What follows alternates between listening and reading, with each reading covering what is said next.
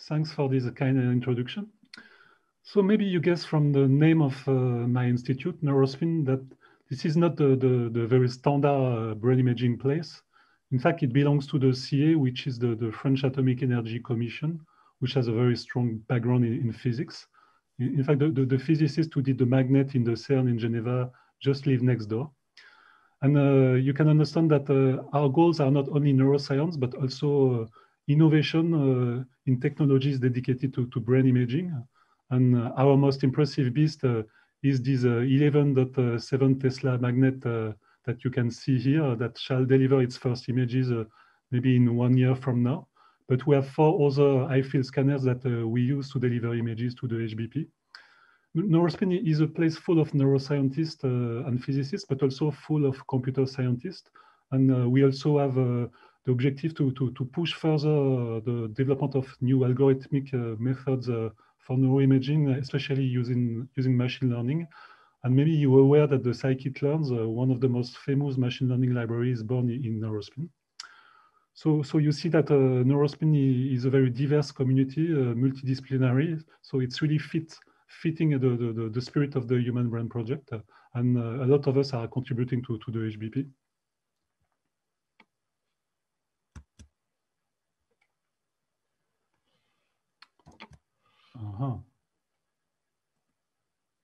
Seems my slides are stuck. Okay. So the HBP goals, in fact, is to foster the use of simulation in neuroscience. And this is done with 2 streams of research, a bottom-up ones that is basically modeling neural networks to simulate localized structures like maybe cortical columns or the hippocampus or even the cerebellum.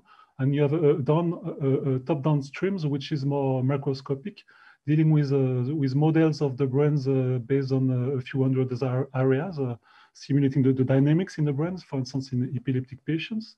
And these days, these 2 streams of research are meeting in the middle of the scale, which is what we call the mesoscopic scales. And we hope that soon we will have fully integrated multi-scale simulations. And my institution and a lot of other institutions throughout Europe, for instance, the Jülich Research Center, are contributing what we call strategic data to these simulations, which are eager to get real information about the brains. So, of course, computers have changed the way we manipulate, we deal with information about the brain organization, mainly because, of course, you get a much more efficient way to browse the information and also to adapt the information to new brains.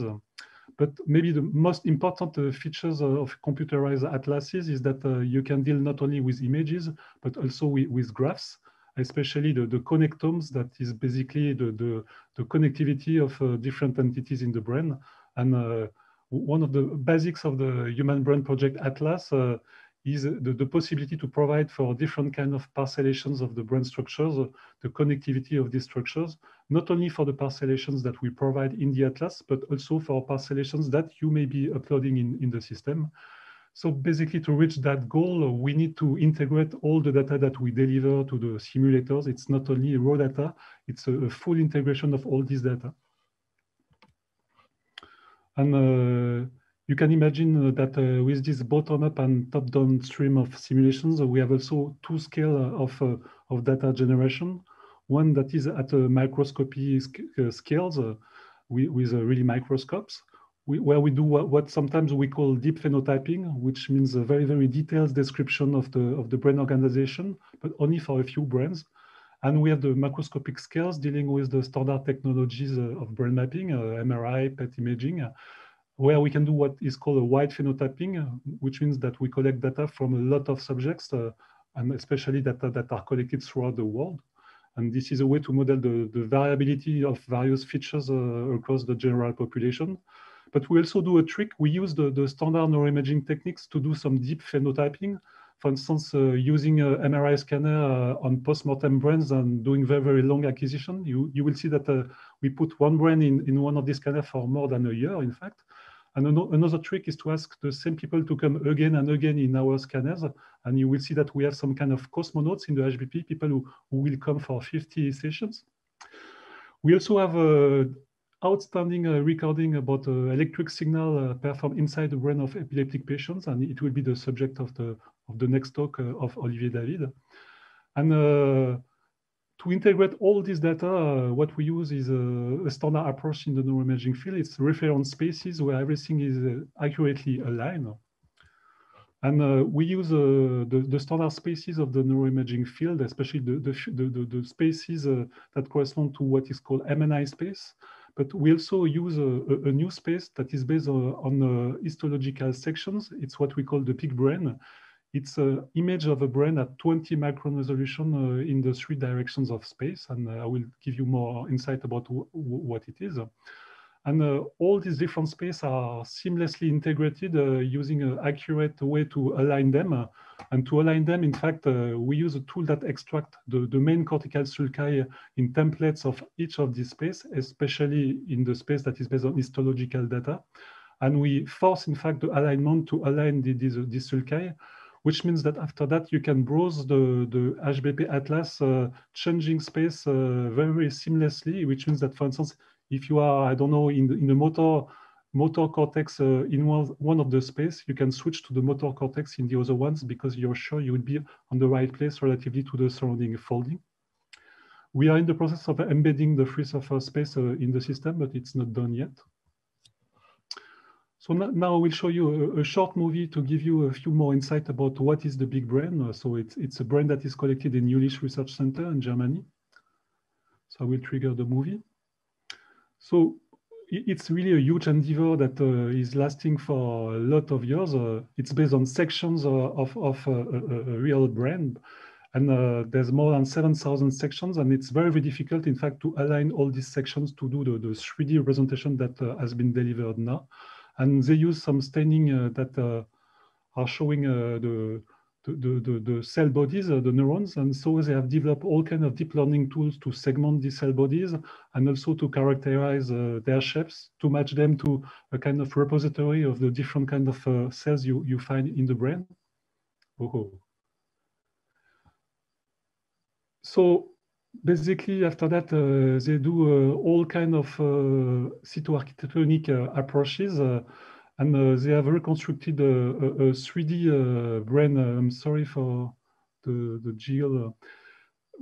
And so it's a 3D image at the microscopic scale of 20 micron, but the images where they do the cell segmentation is 1 micron resolution in plane. I don't know what's happening with the movie, but it's fine. And if you're interested, for instance, in cortical layers and the variation of the thickness of these layers across the brain, they also have been segmented using another kind of deep learning tools. So you can browse them and look at the difference in different places in the brain.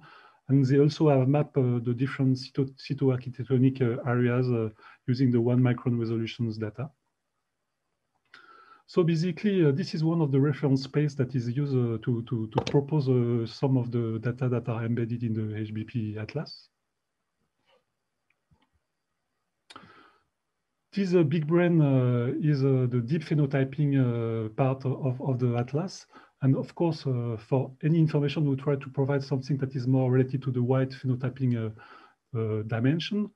For post-mortem cytoarchitectony, we cannot have access to a lot of brains. So the Jülich Research Centers, in fact, has mapped architectonic areas in 10 different brains. It's a huge effort. For instance, here you see 2 areas of the frontal pole. And this is basically what can be done by a PhD student throughout his thesis. And with the mapping of all these areas in the 10 brains, they perform what is called probabilistic atlases to model, in fact, the variability of the localization of these different areas. They align the 10 brains and they count for each vertex in the brain how many times they find it in the different 10 brains, which is giving this probabilistic map. They have a map like that for each of 150 areas.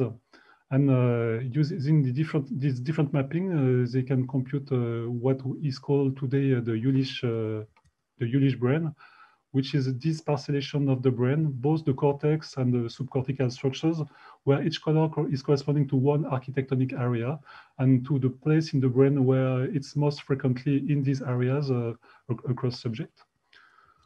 This is an ongoing process. Not the whole cortex has been mapped, and you can still see what they call gap maps, which is area where they are currently working to complete the full maps.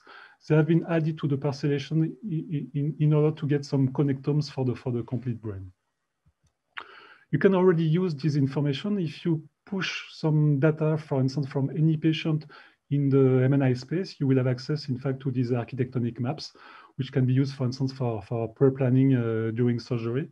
And more generally, whatever data is generating by your neuroimaging research, you can try to match it to these to this micro-architectonic description of the heterogeneities across the brain structures. If you have only one brain, it's a bit risky because, of course, the probabilistic map is giving you the mainstream localization of the areas. But if you have a series of subjects, for instance, a group of patients, and you do group analysis, you have good chance to find a clear link between some of the stuff you discover in the brain of patients and the architectonic mapping. So you can go further in doing some hypotheses about which are the areas, for instance, that are touched by some diseases. Now we'll switch to another kind of mapping that is embedded in the HBP Atlas, which is connectivity. So you're probably aware that currently the main way to have access to connectivity in the human brain is diffusion imaging. But unfortunately, with in vivo scanners, you cannot go beyond the resolution of 1 millimeter. And at 1 millimeter resolution, it's not that easy to disentangle the fiber crossing. So there's always some doubt about the connectivity maps you get from diffusion imaging in vivo. So this is where we use the trick I was mentioning before to do deep phenotyping with standard MRI scanners. And this has been done by my colleague Cyril Poupon. The trick there is to use first iField, which is a 11.7 Tesla magnet, to use, in fact, a rodent scanner, which has a gradient system much more strong than what is used in clinics, which is giving, in fact, more signals for diffusion imaging. And thanks to these increased signals, in fact, is reaching a 200 micron isotropic resolution, which means that the voxels there are 100 times smaller than the voxel of the best acquisition you can do in clinics. And the last trick he did is doing more than 10,000 hours of acquisition of this brain, which means more than 1 year of full-time acquisition. The only problem with this acquisition is that the rodent scanner has a very small diameter. So he had to cut this brain into pieces to do these acquisitions. But before cutting it, he did some full brain acquisition in other scanners, which is leading now to an efficient way to align all the blocks. And now finally, he has completed this map, this 200 micron isotopic map of the human brain. This is the best resolution ever reached for human brain. And with this connectivity map, we will in fact fill various connectomes from the parcellation that I was mentioning before. In addition to information about connectivity, he has done other acquisition to get also some clue about the localization of various cytoarchitectonic maps, which will help him to do a better alignment with the big brain I was mentioning before. This is incredible, but the HBP is planning something even better. In fact, something done with another kind of microscope, which is dealing with polarized light. With polarized light, you can have access to the orientation of the myelinated axons, and you can do these incredible images. Here, it's a cerebellum. And what you see here, for instance, is the white matter of the cerebellum, and you see how it's reaching the gray matter of the cerebellum. The color map, in fact, is corresponding to the orientation of the axons. These sections, in fact, are 1 micron resolution, so you can really see some of the large axons, but the thickness is only 50 micron, which means that in terms of connectivity, what we will build is a 50 micron isotropic connectivity maps. Now all the proof of concept have been completing. You can go get this kind of connectivity map in pieces of brain. So now the process of performing the acquisition of a full brain, which is mean like for the big brains, the more than 7,000 sections is triggered. But at the same time, the acquisition will be done in iField MRI and also using other technology, giving access to the type of cells and also giving access to even higher resolution using other fluorescent microscopy imaging performed in Italia to get even lower than 0.5 micron resolution of axons. So this was the deep phenotyping of connectivity. We also do a wide phenotyping to compare, in fact, connectivity across brain. We use a high quality acquisition, for instance, from the Human Connectome project. And the link between brains is done through fiber bundles that are stable across brains. We, of course, deal with long pathways that are standard in the field to provide some information about these pathways, for instance, the microstructures of this pathway, or even the velocity of transfer of information along these pathways. It's important for simulations. But we have performed something more original, which is the first comprehensive mapping of the superficial white matter. We have delivered now an atlas of the 700 most stable short fiber bundles of superficial white matters that you can see here. This was done thanks again to the alignment of the cortical sulci across the brains of the Human Connectome project dataset. These new short bundle atlas are in the process of being validating. First, of course, using the postmortem brains I was mentioning before, but also using other techniques from dissections, for instance, the Klingler techniques that is freezing the brain to split, in fact, the bundle from each other, and this will be performed for a few dozen of brains. We are also experimenting with clinical applications of this new atlas of short bundles. For instance, applying this atlas to study different psychiatric diseases. Here you have a result with Asperger's syndrome. And you see that, in fact, we discover that a lot of these short bundles, microstructures that you can assess with diffusion have specificities in the Asperger's syndromes. And they even have some link with some cognitive skills, for instance, empathy score that is very important in the field of autism research. So it's really good news about new studies of superficial white matter that can be performed using the HBP Atlas. And in a more general way, we try to embed in the atlas various descriptions of the variability of the brain in the general population. For instance, one of the goals of the simulations today is to simulate the aging of the brain. So we embed, in fact, in the atlas various information about the way, for instance, the microstructures of the main bundle is changing with age. And we also embed the information about the atrophy process in the brain. Here you see, for instance, the central sulcus in the brain. The width of the sulcus, which corresponds to the amount of CSF inside the sulcus, is changing while we age. And here you see from a large number of subjects from the UK Biobank cohorts, the way this width is changing from 50 years old to 75 years old. And all this stuff is supposed to be normative charts that can be used by others to study, for instance, neurodegenerative process. We even embed in the atlas some information about the variability of the pattern, for instance, the folding patterns or the patterns of some bundles, some large pathways across the population that may be also helpful to work on developmental diseases. Another feature of the HBP Atlas is information about functional mapping.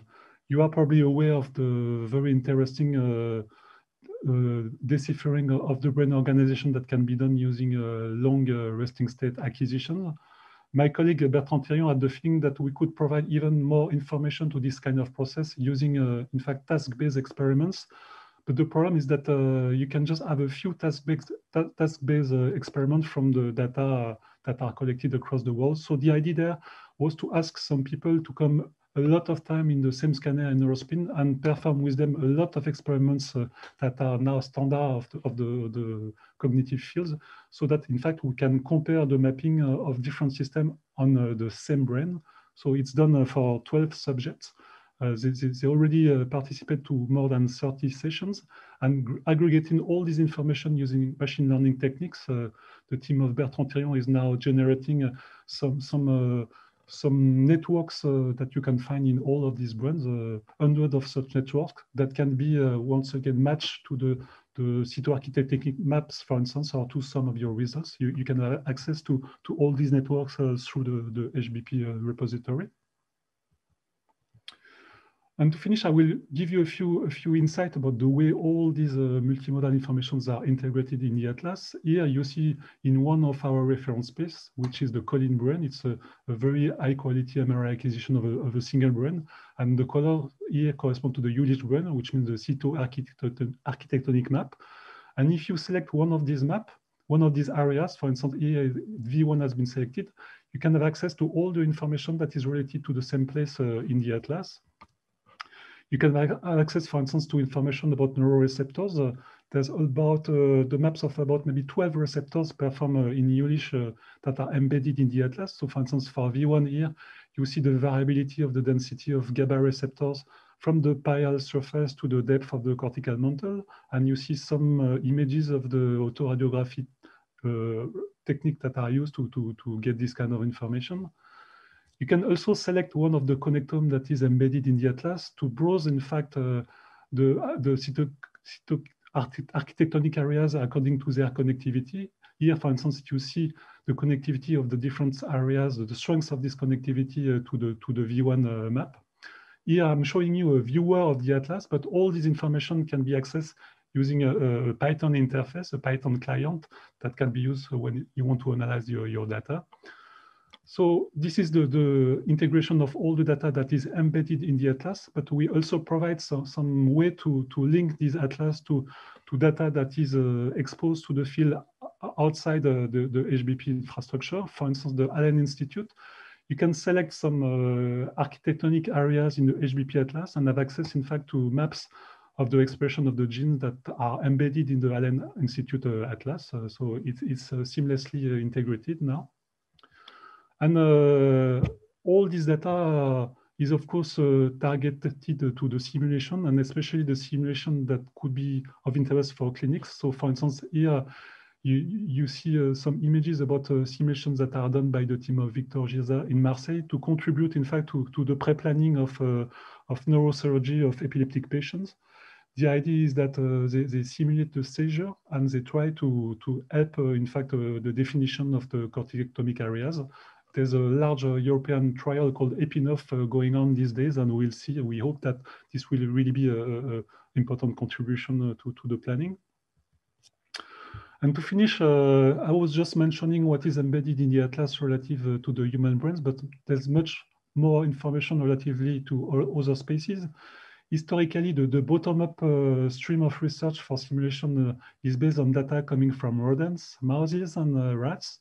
And a lot of information about rodents are embedded in the atlas. Of course, this is very different from the human brains. So now we are working a lot at embedding information about the monkey brains. For instance, here you see a new template that has been defined in Leuven in Belgium relative to the macaque brains. It's an outstanding quality anatomical image, but all the macaques that have been used to compute this template have also been involved in functional experiments. So a lot of fMRI maps computed from the same monkeys will be embedded in the atlas, and very often similar maps will be provided acquired on human brains, so you will be able to compare to the cross-species homologies.